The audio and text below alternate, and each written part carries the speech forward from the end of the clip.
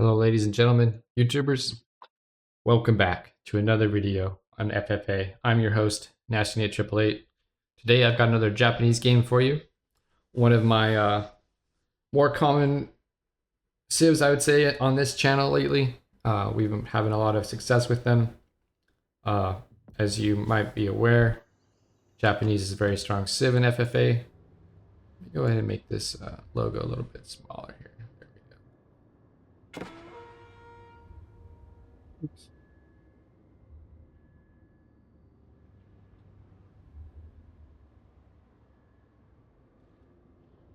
There we go. How's that? Well, block that little replay button up there. All right, sorry guys. Anyways, as I was saying, we've been playing a lot of Japanese lately. Normally when you play Japanese, you want a water map. As you can imagine, the fishing boats are cheaper. Sometimes you don't get so lucky though. And as you can see, this is gonna be one of those games where we do not get water as Japanese. So the question becomes, what do we do then? How do we move forward with our game as Japanese without that extra food income, right? What is the play going to be? So as you can see here, I'm building on deer, right? Step one, right? That's going to boost your food income, definitely. You definitely want some of that good old deer, right? Next thing you're going to want to do, of course, is to get your sheep and get your township, right? Your H2 landmark that gives you free farms. Pretty nice to avoid having to do much of a farm transition. I mean, you're still going to need to do one, of course, eventually, but having those free farms, very nice to have. So we're going to go ahead and get the deer. We've already got our upgrade here. Hopefully we'll get that one as well. Meanwhile, this is another game here where, not too much happening in the early game. It looks like Pink a little bit behind where he should be. I'm wondering what happened here with Pink. We didn't really catch what happened, if anything. Maybe he just took a while to get his TC up. But he's a little bit behind. Meanwhile, there's just not too much going on. Everyone's kind of spread out. It's pretty even. It almost looks like a standard spawn in this map here. These players a little bit clumped maybe, but there should be more players maybe up here on my side. So I have a pretty good, well actually I'm down here, sorry, on green side. Green has a pretty good spawn up here. But you can see we got the storehouse up. We're going for a second TC. We realized we're not too close to anyone. We can go ahead and feel comfortable grabbing that second TC pretty quickly. And we're doing pretty well here for ourselves. As long as we don't get attacked by anyone, we're keeping an eye on this Chinese player. I thought he was going to barbican me in the start of this game, as I recall. But he did not barbican. I wonder where he did barbican, if at all. Maybe he doesn't barbican. Maybe he just went double TC. Yeah, this guy's kind of playing a little odd for Chinese, but typically, especially if you're gonna go double TC, you would want that other landmark, right? Because maybe he's not aware. Let's take a look at his positioning here. He's in Song Dynasty. Slow things down. Okay, he does have the village direction, so I just don't see his barbican. I must be missing something here. Let's go see. Oh, he did barbican down here. Okay, my mistake. So he's doing all right. He's doing fine. He's got double TC. My bad, guys. I'm blind. So you usually get that, and then you'll get your second TC. I think maybe he did in the other order, or maybe I just didn't notice that it was being built, but now he's getting his clock tower, which of course is what you want. And I'm starting to, I got my H3 now, right? So we've decided to try the Temple of Equality this game. Since it got buffed, the other one got nerfed, especially on the gold resources.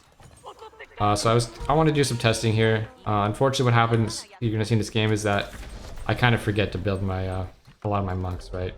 Which is something that can happen. So we don't get to test it too much, but we will definitely get those upgrades and get a few monks out eventually here. So we see that, right now I'm grabbing all the relics that I can manage to. Some of them are being taken, but we're gonna, build up an army here and try to take that one that was denied to us. And looks like our Mongol player in the middle here is building a lot of Keshiks. Looks like he's planning to do something similar to what I'm planning to do, which is mounted samurais. Everyone's spread out across the map. It's a big land map with, no mountains, so it's a great time to go mounted units, right? Everyone should be on cavalry for the most part in this type of a game. And we're coming in here. Yellow has tried to do his farm transition, or his granary transition, of course, and he has no walls. So he's getting punished for it. I have not had to do much of a transition yet, as you can see. It's been kind of nice for me. I haven't had to build any farms. So I just, my army is just way ahead because I've gone straight into army before doing any kind of farm transition, whereas our Chinese player did not have that luxury. And we just were able to destroy him. So right now, I have a kill. Looks like someone has killed this player here, or he has left the game. Here's his king. I remember this, yeah. So this guy just left the game. I'm not sure what the deal was, what happened with him, but he just surrendered. It doesn't seem like anyone's noticed it. So now we're going for the Mongol player. He's in the middle. And this is part of this guy, same player's pink. Is this pink? Yeah, that's teal or something. Okay, so looks like this player's been eliminated, maybe by blue. Sorry guys, I kind of missed that, but maybe it was red that got the kill. I forgot. Let's take a look at blue. I mean, no one's gonna have it yet, but purple does get a kill. I guess purple did secure the kill. The player in the middle, we were both fighting. The Mongol player. He spawned right in the middle. You put all his pastures in his old base in the middle. Kind of a silly thing to do as Mongols. Unless you have a bunch of towers to defend them, right? You're not going to be able to really defend anything. So he did get sandwiched by 2 players. And unfortunately, purple took the kill from us. And I believe that might be purple's second kill. We'll have to come back and see on that. But now he's going to be fighting blue, it looks like, while we're fighting green. Green is up here with a bunch of camels, which counter my cavalry. However, we decided to just run past everything, do as much eco damage as we can, since we know we can't really fight this army right now. And we're hitting it from both sides. This was kind of a mistake here, I think. Maybe I didn't need to be here. Unfortunately, green, was too busy distracted back here, but I did lose a lot of my army, and I was able to save at least my mangonels here. Oh, interesting. I didn't notice that in this game. That's funny. Luckily, it didn't get me. I also didn't counter and kill it though afterward. So it looks like the game is kind of splitting off into 2 different 2v2 games, where purple and blue are going to be fighting. I'm going to be fighting green. And we'll see how this goes. Looks like those guys are pretty evenly matched, whereas I'm a little bit ahead of green. I guess it's just because I've, I've got a pretty good eco here, right? I've got my farm transition going on. Green, let's take a look at what he's got. Is his economy very good? No, it's not so great. So green's economy just never really got off the ground with double TC this game. He did have 2 TCs, but he probably just hasn't. He's lost some vills, I think, because of my run bys, or he hasn't been holding down his villager production hotkeys enough, and he's a little bit behind on the eco. Meanwhile, these players are kind of pulling back and reassessing their situation. As am I. I'm trying to, reading close. Right, we have a little bit too much gold here, but we've been trying to mine it up off the map, right? And of course, we have a few relics in our base. Let's take a look. We've got 2 here, 2 relics. Unfortunately, Japanese doesn't get the, tithe barns, so we're trying to play without that. But we do have. I need to start building more of these guys. I do have the upgrade now, but we see that I only have. I have none actually. I have no priests right now. They've all died trying to get relics or what have you, and I haven't remembered to rebuild them. But I'm mining a lot of gold. I've secured this gold down here. The yellow player that I killed, his gold is mine now. We do need to start gathering more on the map. And now we've transitioned to age 4 as is everyone else basically. Now the last player has reached Imperial. Everyone's gone to Imperial. Pulled back and gone to Imperial. Blue is a little bit lagging behind on the score screen, as is green. But we're doing pretty well. We're ahead in this game.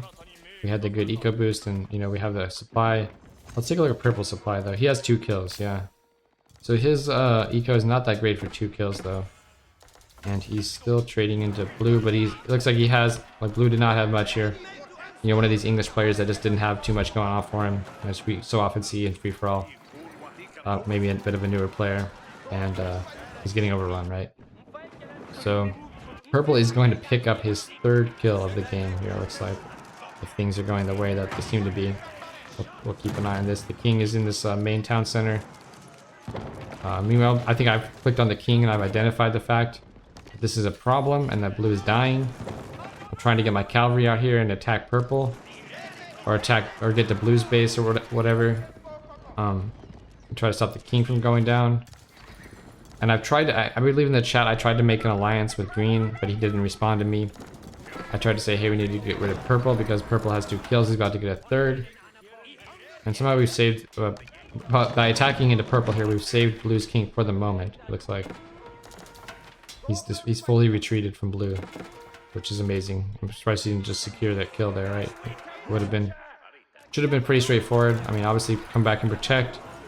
So what happened here is I found a hole in the wall, but then I couldn't really capitalize because the army was back.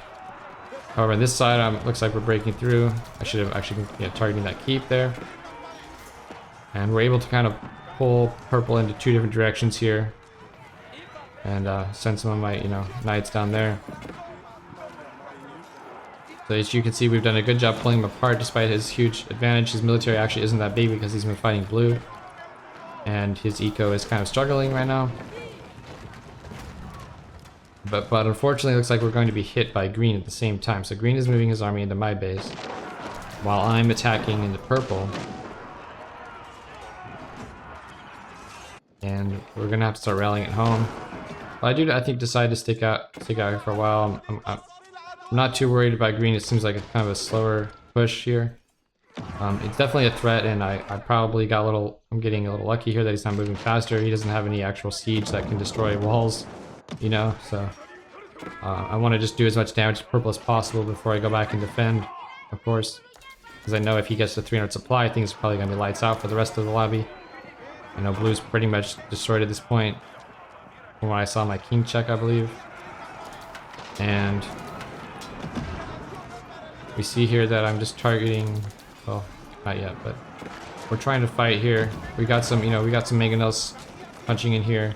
And purple's army is actually really small, so we're able to kind of almost overrun him here. But green is finally breaking through. And blue is also helping out. Blue's come back into purple's base. And he's helping us out now. He's getting his revenge. And we are now focusing on the town center, as you can see. We're trying to go for that king kill. He's ran out of wood to repair. And the king is going to pop out soon, I believe. Yep, there it goes. And I get the kill. So we've eliminated the most dangerous player at the cost of letting green into our base. So now we're in a tight spot here, right? We got to get back home. We have a huge, army in our base. But the advantage for us is, we are a little bit over 200 supply right now. Oh, geez. And then we just get our siege reinforcements caught here. These are kind of looking unfortunate. Fortunately, it seems like there are some elite Gulams. Elite spearmen here. His Desert Raiders are not upgraded though. As you can see, our samurais are just so strong though, right? Like, look at them go. The camels are not on the samurais right now. But we are getting beat down here. But we do have some siege reinforcing. Our armies are coming back. As you can see, I split off my units from my siege so that they'll get here faster. But still not as fast as I would like, right? Like, we're kind of under threat. We're building a keep up, a castle, quickly as we can. We are Japanese though, so we do have the Shogunite castle. The highest upgraded, this is even way stronger than the keep, I think. Yeah, it has 13,000 hit points. So I'm not too worried about a king snipe just because of that. And we are, with our reinforcements, able to get here and kind of push green back, which is great. Securing ourselves a future for the moment. Green is reinforcing, however. We can see that I've lost some eco, unfortunately. And my military is down, so we're not really capitalizing on our 300 supply at all right now. We're kind of, just trying to survive here, right? We need to get our eco back up and running, more food. We are mining out across the map, so we're getting this good gold sources down here still. And once again, green is attacking into us, and you can see that his army supply is just, it's not going to be the greatest, right? Because he attacked, without full upgrades, he attacked without maxing out on the right composition. When you're fighting into Japanese, you want to make sure that you have some good counters to horses, right? And I've identified that flaw in my own army, and I've built spears. I built some of my own spearmen to counter his camels. So without siege, he's just throwing his units into the void here, losing them, and he realizes that and he surrenders. So he knows he's dead. Where is his king is the question. So his king is right here. There it is. So we're looking for it. We're hunting it now. I thought maybe blue came into his base and killed him because I saw something about a landmark getting destroyed. But it may have just been my imagination, I guess. And then we got the kill. So now, you know, it's pretty obvious here, right? Like what's gonna happen now. I mean, the reason I want to show you guys this game is just like we had a really good transition into food economy on a land map with Japanese. And, you know, identifying correctly that it's time to go for mounted units is always important. And we had a pretty good fight there. So being able to snipe this Malian player while identifying that Green's push to us wasn't like an immediate and, you know, an immediate threat that we had to deal with right away. We were able to, you know, pull back in time to fight Green off. And things worked out pretty well for us. Now Blue's going to have to realize that he's... a little bit outmatched in this game, and I think he will pretty quickly throw in the towel and give it on up. GG guys. Hope you enjoyed the content. I'll catch you in the next one. Wow. Let's take a look. We'll give you guys the score screen real quick. I believe this game. So yeah, you can just see. I mean, obviously, we kept pumping villagers the whole game. We even got I think. It kind of looks like 3 TC right here, but I'm pretty sure I only went 2 TC at first. But then, you know, you get so much extra stone with Japanese from mining all the, you know, mining all the gold. You get free stone. So basically, I eventually put down a 3rd TC when I got enough of that to get enough, you know, enough of those bannermen out, and then I bannerman upgrades on the town centers. Build your, you know, your strong farm economy around your town centers too. Take advantage of that bonus food, and you can see that despite not having any water in this map, we still boomed way higher, way faster than anyone else in this game. But hope you guys enjoyed it. I'll catch you in the next one.